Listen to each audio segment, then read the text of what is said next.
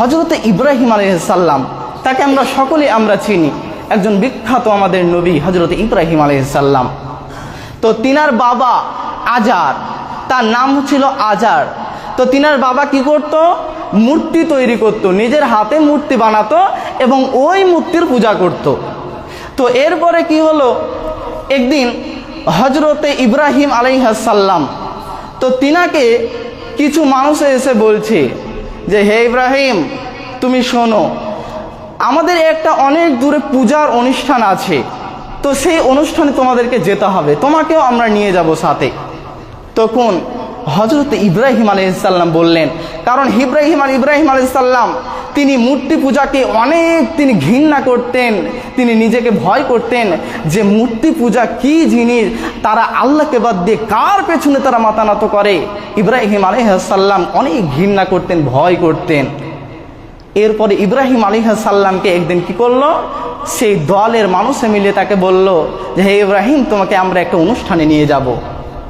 হযরতে ইব্রাহিম যখন তাকে অনুষ্ঠানে নিয়ে যাওয়ার জন্য ডাকলো, হযরতে ইব্রাহিম তিনি বলল, আমি অনেক অসুস্থ, আনা বিমারুন আনা সাকাম, আমি অনেক অসুস্থ। কিন্তু হযরতে ইব্রাহিম আলাইহিস সালাম কিন্তু অসুস্থ ছিলেন না, কিন্তু মিথ্যা কথা কেন বললেন? তিনি অনেক মানসিক চাপে ছিলেন, এর জন্য হযরত ইব্রাহিম মিথ্যা কথা বললেন। তাদের মধ্যে একজন ব্যক্তি বলল, এই ইব্রাহিম, তুমি তো আমাদের মূর্তি পূজার অনুষ্ঠানে যেতে পারবে না, তাহলে তুমি শোনো, আমরা সবাই অনুষ্ঠানে যাব, তোমাকে রেখে যাব, কিন্তু তোমাকে একটা দায়িত্ব দিয়ে যাব। সেই দায়িত্বটা হলো তুমি মূর্তির কাছে থাকবে এবং তুমি মূর্তিগুলোকে তুমি পাহারা দিবে, তুমি তাদেরকে গার্ড দিবে, যে তাকে কেউ যেন তছনছ করে না দেয়। এবার হযরতে ইব্রাহিম আলাইহিস সালাম তিনি মনে মনে অনেক আনন্দ। ইব্রাহিম আলাইহিস সালাম বলছেন, তাহলে এতদিনের আশা আমার কি পূর্ণ হবে আজকে? ইব্রাহিম আলাইহিস সালামকে বলল, তুমি তাদেরকে পাহারা দেবে, তাহলে আমরা গেলাম। তারা এদিকে চলে গেল, আর ইব্রাহিম আলাইহিস সালাম মনে মনে বলছে যে আমি আজকে জন্মের পাহারা দিব, আজকে আমি ভালোই পাহারা দিব, তোমরা যাও, তোমরা আমার হাতে দায়িত্ব দিয়ে গেলে তোমরা চলে যাও, কোনো অসুবিধা নাই, তোমাদের টেনশন নাই। তারা যখন পূজার অনুষ্ঠানে চলে গেল, হযরতে ইব্রাহিম আলাইহিস সালাম তিনি ঘরে ঢুকলেন, ঢুকে দেখলেন একজন বড় মূর্তি দাঁড়িয়ে আছে, একজন হা করে দাঁড়িয়ে আছে, একজন ভ্যাঁ করে দাঁড়িয়ে আছে। অনেক মূর্তি একটা ঘরের ভিতরে রাখা আছে। হযরতে ইব্রাহিম যখনই মূর্তিগুলোর নিচুর দিকে তাকালো, তখন ইব্রাহিম দেখলো কোন মূর্তির পায়ের তলে খিরনি দেওয়া, কোন মূর্তির পায়ের তলে মিষ্টি দেওয়া, কোন মূর্তির পায়ের তলে জিলাপি দেওয়া, কোন মূর্তির পায়ের তলে জাম দেওয়া, কুল দেওয়া, এরকম ভাবে দেখতে পেল। হযরতে ইব্রাহিম তিনি মনে মনে ভাবছেন যে কি ব্যাপার, তারা খায় না কেন, কি হয়েছে তাদের, তারা মনে হয় নাগাল পায় না। হযরতে ইব্রাহিম একটা মূর্তির দিকে দেখলো যে যেটা সবচেয়ে বড় মূর্তি ছিল, তার ওপরে মশা ঘ্যান ঘ্যান ঘ্যান ঘ্যান করছে, পিঁপড়া তার ওপরে থাক থাক করছে, কিন্তু তারা কিছুই বলে না। হযরতে ইব্রাহিম আলাইহিস সালাম বললেন যে এই ক্ষীরগুলো সে খাবে, মূর্তিগুলো খাবে না তো কে খাচ্ছে? পিঁপড়া তো কেন খাচ্ছে, মশা কেন ভ্যানমান করছে, তারা কি তাড়াতে পারে না?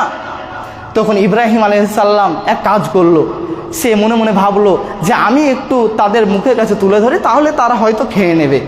কিন্তু ইব্রাহিম আলাইহিস সালাম ভালোভাবে জানে যে তারা খেতে পারবে না, তারা মানুষ নয়, তাদের জান নাই, তারা একটা মূর্তি। হযরত ইব্রাহিম আলাইহিস সালাম ছোটটার কাছে গেল, ছোটটার কাছে গিয়ে মিষ্টি তুলে ধরলো, বলল খা, কিন্তু সে খায় না। এরপরে হযরত ইব্রাহিম সাল্লাম ভাবলেন যে সে হয়তো ভয়ে খায় না, যে বড় দেখে থুয়ে, বড় মূর্তি থুয়ে তাকে আমরা খাইয়ে দেবো, হয়তো সে ভয়ে খায় না। এরপরে কি হলো, বড় মূর্তিটার কাছে গেল, ক্ষীর তুলে ধরলো, পায়েসটা তুলে ধরলো। এবার বলছে, বড় মূর্তিটাকে বলছে, খা। কেন খাস না বল? তোর মুখের কাছে আমি তুলে ধরলাম, তুই নাগাল পাস না বলে, তাও তো তুই খাস না, কেন খাস না বল? তুই আগু খা না তো আমাকে কথা বল। কিন্তু সে খায়ও না, কথাও বলে না।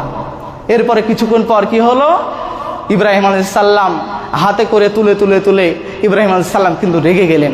বারবার বলছে, খা না তো কথা বল, খা না তো কথা বল, না তো কিন্তু তোর একদিন কি আমার একদিন কি।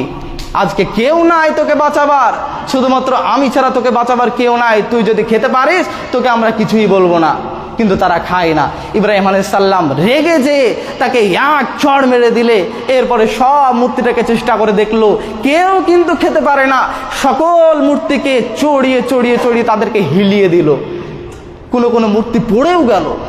এরপরে কি হলো, হযরতে ইব্রাহিম তিনি যখন তাদেরকে চড় মারলেন, কিছু দূর গিয়ে দেখতে পেলেন তার চোখের নজর এক কোণাতে পড়ল এবং সেখানে দেখতে পেল যে একটা তার পাসনা পড়ে আছে, কুড়াল পড়ে আছে।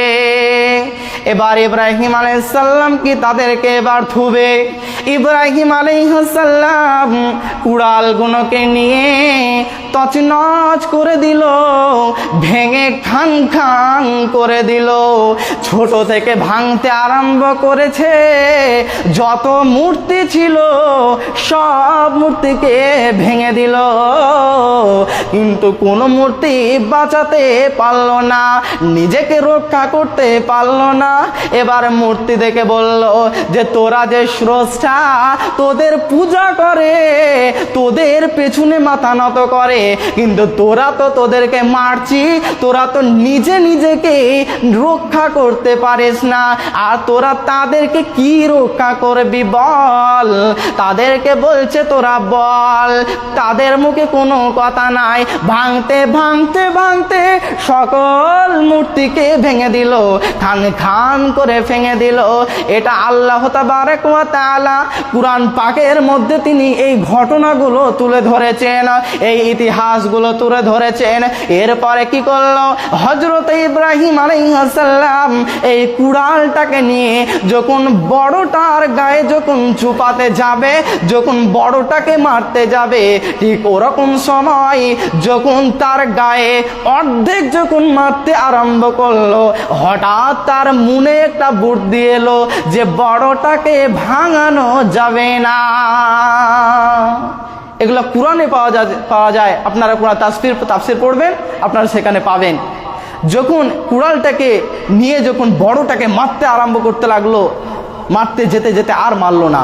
তিনি ভাবলো যে এটাকে আমার সাক্ষী হিসাবে থই। এবার কি করলো, হযরত ইব্রাহিম আলাইহিস সালাম তার ঘাড়ে কুড়ালটাকে লাগিয়ে দিলেন এবং ইব্রাহিম আলাইহিস সালাম আবার পাহারা দিতে লাগলেন। এবার তারা যখন অনুষ্ঠান শেষ করে যখন চলে এলো, তখন তারা অনেক খুশি যে আরে আমরা এতক্ষণ টাইম লাগিয়ে আমরা একটা অনুষ্ঠানে গেলাম, আর অতক্ষণ পর্যন্ত হযরত ইব্রাহিম দাঁড়িয়ে আছে।